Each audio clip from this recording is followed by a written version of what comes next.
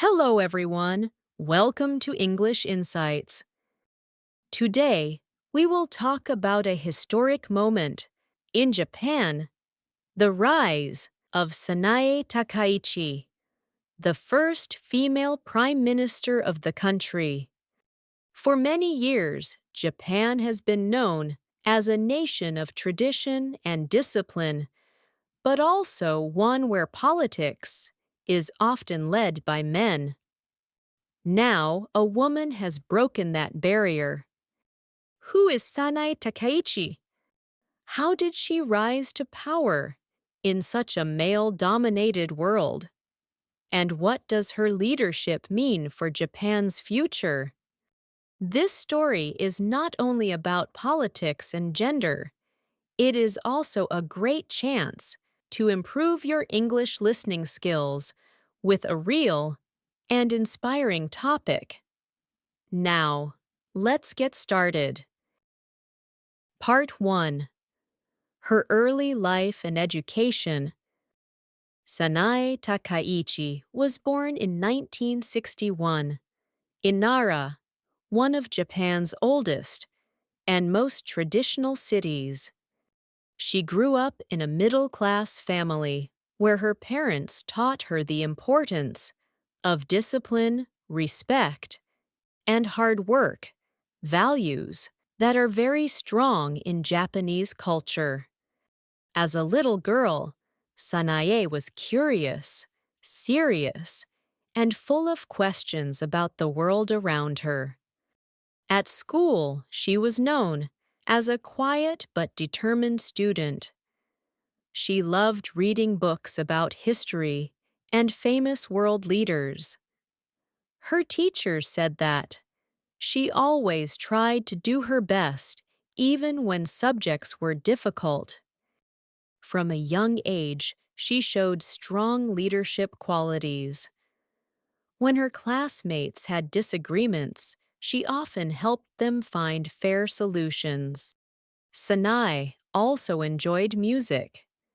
During her teenage years, she played the guitar and dreamed of becoming a singer. For a short time, she even tried to start a career in music, performing at small local events. However, her interests slowly began to change. She realized she wanted to do something that could make a bigger difference for her country. After finishing high school, she decided to study political science at Kobe University, one of Japan's respected universities. There, she learned more about Japan's government, economy, and social systems. University life opened her mind to new ideas. She met students from different parts of Japan and discussed how society could become fairer and more modern. During her time at university, Sanae became inspired by Margaret Thatcher, the first female prime minister of the United Kingdom. Thatcher's confidence, strong voice, and clear vision made a deep impression on her. Sanae began to imagine that maybe one day Japan could also have a woman leading the nation. This thought stayed with her and quietly grew into her dream. To continue her learning, Sanae went to the United States for further study. She attended the University of Southern California, USC, where she studied political economy. Living abroad was a big change for her. She had to speak English every day, adjust to a different culture, and live far from home for the first time. But this experience made her stronger and more open-minded. When she returned to Japan, Sanae Takaichi was ready to begin her journey, a journey that would slowly lead her toward the highest political position in her country. Part 2. Her political beginning. When Sanae Takaichi returned to Japan from the United States, she brought with her a new way of thinking. She had seen how democracy worked in another country and wanted to make Japan stronger and more open. But the path to politics was not easy, especially for a young woman. In the late 1980s, Japanese politics was almost completely controlled by men. Many people believed that politics was not a place for women. When Sanae said she wanted to become a politician, some people laughed. Others told her it was impossible. But Sanae did not give up. She had faced challenges before, and she knew how to stay strong. She began her career by working as a secretary for a famous politician. This job helped her understand how the Japanese government really worked. She learned about laws, meetings, and the daily pressure that comes with political life. More importantly, she watched how decisions were made, sometimes through long discussions, and sometimes through quiet deals behind closed doors. After gaining experience, Sanae decided to run for office herself. She joined the Liberal Democratic Party, LDP, Japan's largest and most powerful political group. At that time, few women were members of the party, and even fewer held important positions. Still, she believed she could bring new energy and ideas. Her first election campaign was very difficult. She visited towns, shook hands with voters, and gave speeches on small street corners. Some people supported her because they admired her courage. Others doubted that a young woman could handle politics. But Sanae kept smiling and speaking clearly about her vision for Japan, a country where both men and women could work together to build a better future. When the results came, she did not win her first election. It was a painful experience, but she refused to quit. She studied her mistakes, improved her speeches, and prepared for the next opportunity. In her second attempt, she finally won a seat in the House of Representatives, becoming one of the few women in Japan's national parliament. That moment changed everything.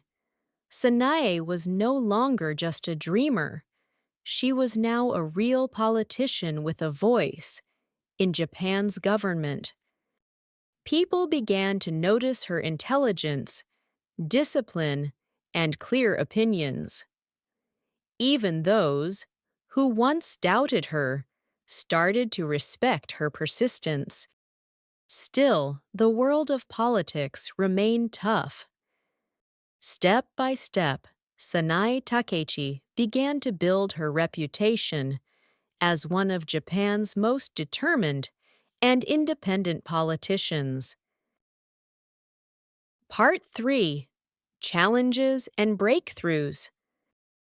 After Sanae Takaichi entered Japan's parliament, she soon realized that real politics was more difficult than she had imagined. The meetings were long, the rules were complex, and every decision was carefully watched by the media. Some older politicians did not take her seriously.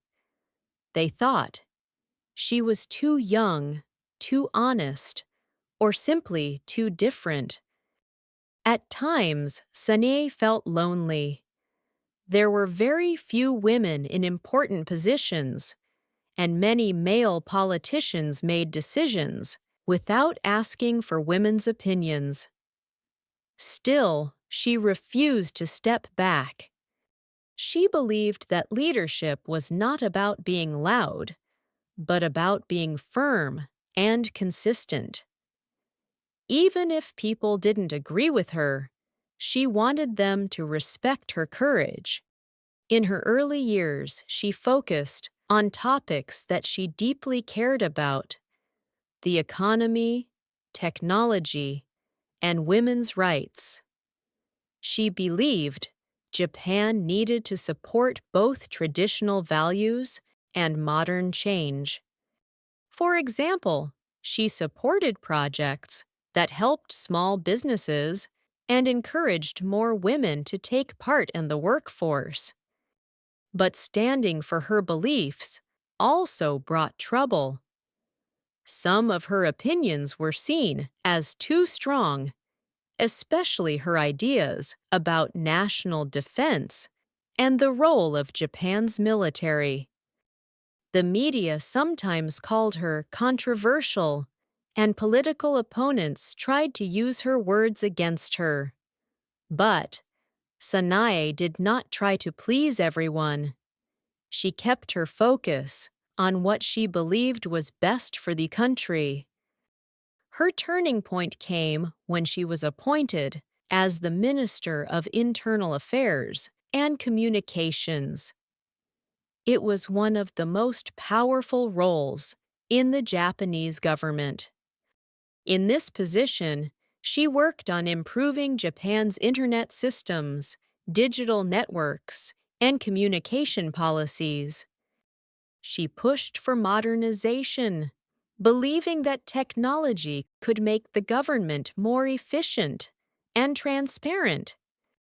During this time, many people began to see her as a serious and capable leader. She was no longer just a female politician, she was a strong voice in Japan's cabinet. Her clear opinions, strong discipline, and deep understanding of national issues made her stand out from others. However, her rise also brought more pressure. The higher she went, the more people expected from her. Mistakes were quickly noticed, and every word she said could become a headline. Still, Sanae continued to work with confidence. She once said in an interview, "If you believe you are doing the right thing, you must keep going, even when it's hard."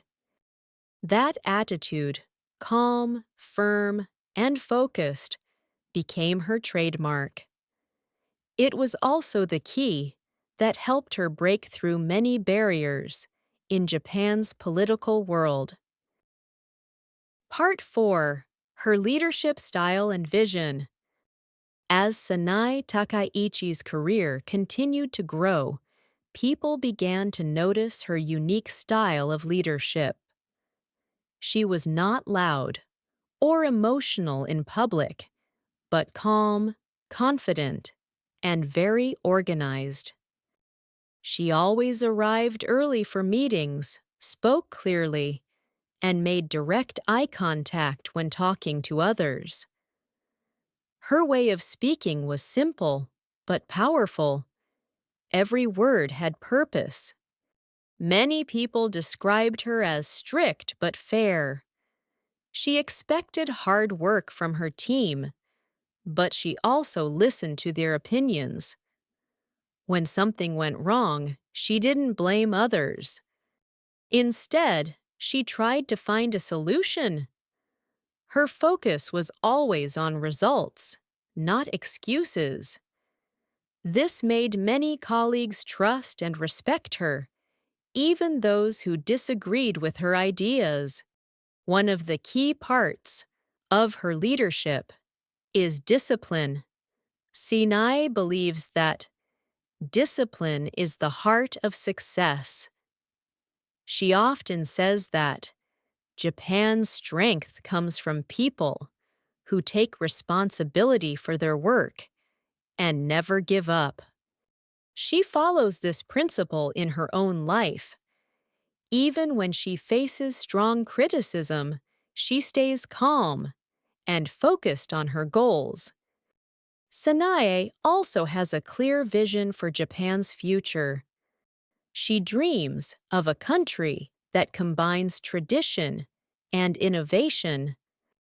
She believes Japan can keep its cultural values, respect, honesty, and harmony, while also becoming more modern, digital, and equal.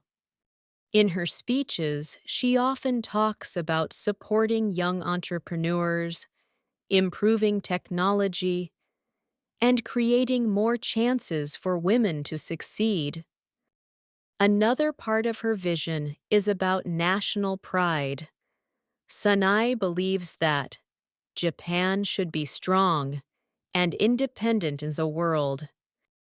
She supports a more active defense policy, saying that Japan must be ready to protect itself in uncertain times. While some people think her views are too conservative, others see her as a leader who loves her country deeply. Her leadership style also reflects her personal story. She knows what it means to fight against doubt and stereotypes. As a woman in politics, she had to prove herself again and again. That is why she often encourages young people, especially young women, to believe in themselves. Through her calm strength, clear goals, and deep sense of duty, Sanae Takaichi has shown that leadership is not about power alone. It is about vision, discipline, and the courage to make change, even when the road is difficult. Part 5. Becoming Japan's first female prime minister. On October 21st, at 1 p.m., in Tokyo, members of Japan's House of Representatives gathered for a very important meeting. They were there to choose the new prime minister after Shigeru Ishiba and his cabinet had resigned earlier that morning. The atmosphere in the room was serious, but full of energy. Everyone knew that this day could mark a turning point in Japan's political history. When the voting was finished, the Speaker of the House, Fukushiro Nukaga, stood up and announced the result. Sanae Takaichi had received 237 votes out of 465 valid votes. With this result, she officially became Japan's 104th prime minister and the first woman to hold the position since the system began in 1885. Because she won more than half the votes, there was no need for a second round. After the lower house vote, the upper house also held a vote, but it was mostly a formality. In Japan, if the two houses choose different candidates, the result from the lower house automatically becomes final. So it was clear Japan now had its first female prime minister. This result did not surprise many people. A day earlier, the ruling Liberal Democratic Party, LDP, and its new coalition partner, the Japan Innovation Party, JIP, had agreed to support Takaichi together. Their combined strength gave her the victory she needed. Later that evening, the new cabinet was officially formed at the Imperial Palace.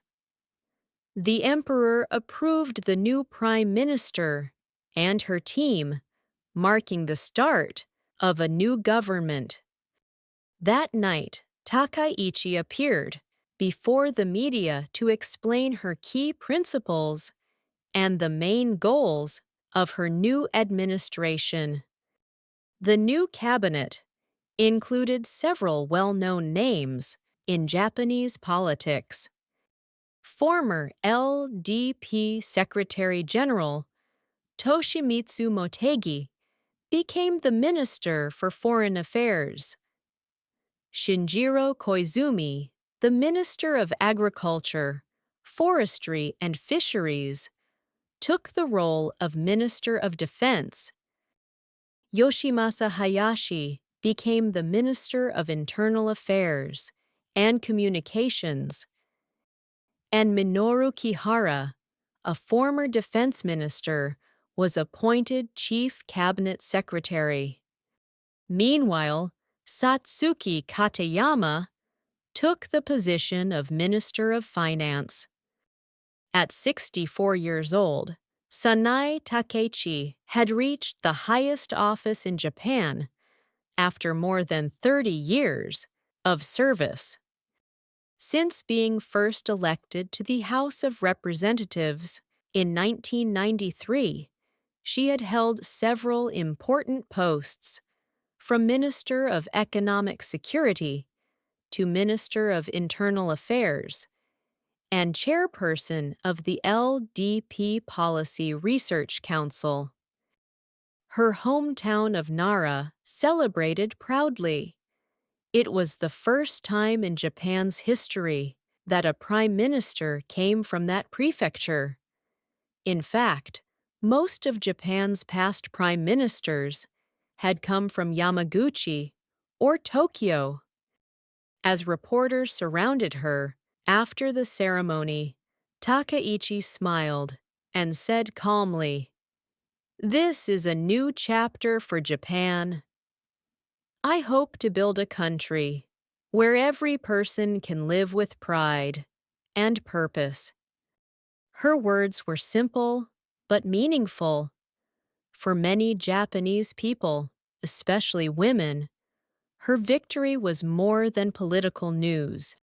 It was a symbol of change, hope, and the belief that with hard work and courage, barriers can be broken, even in the oldest traditions.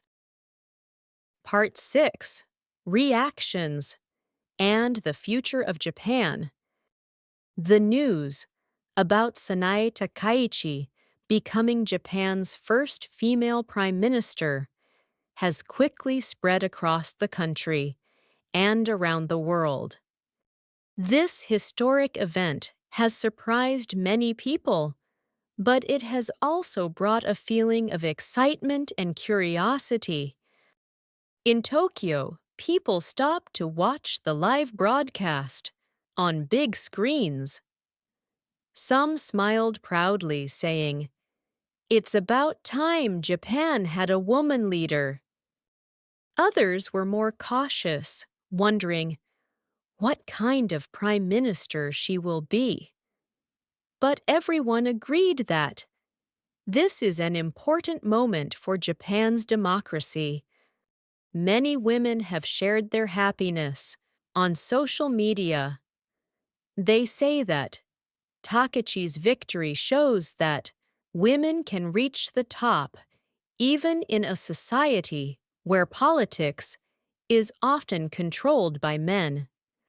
Japanese newspapers and TV programs have been discussing her new role all day. Most headlines call her win historic and symbolic.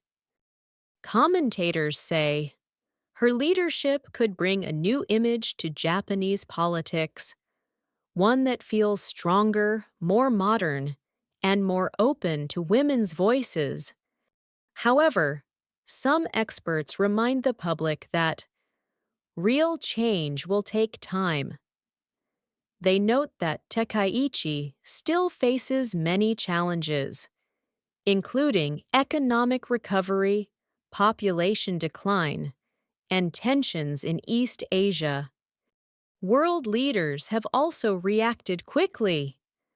Messages of congratulations have arrived from the United States, South Korea, and several European countries. Many leaders say they look forward to working with her on security, trade, and climate issues.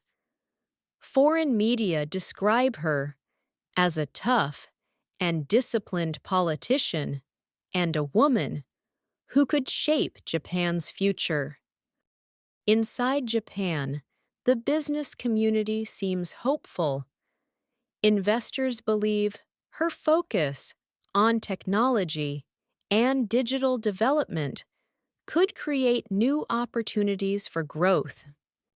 At the same time, ordinary citizens are waiting to see what her first actions will be as Prime Minister. People want clear plans for better wages, child support, and national safety. Although Takaichi has not yet spent a single day in her new office, she has already spoken about her goals. In her first press conference, she said, "My mission is to protect Japan's peace and to build a society where everyone can live with confidence." She promised to lead with honesty and transparency, saying that trust between government and citizens must be stronger than ever. For now, the country is watching closely. Every word, every step she takes will shape how people see her leadership. Japan has taken a historic step by choosing a woman to lead the nation, but the journey ahead will not be easy. Still, many believe that her story, from a quiet girl in Nara to the leader of Japan, is already inspiring a new generation. Whatever happens next, one thing is clear. Today marks the beginning of a new chapter in Japan's long history. And for millions of people, Sanae Takaichi's rise to power is not just political news. It is a sign that change is finally possible.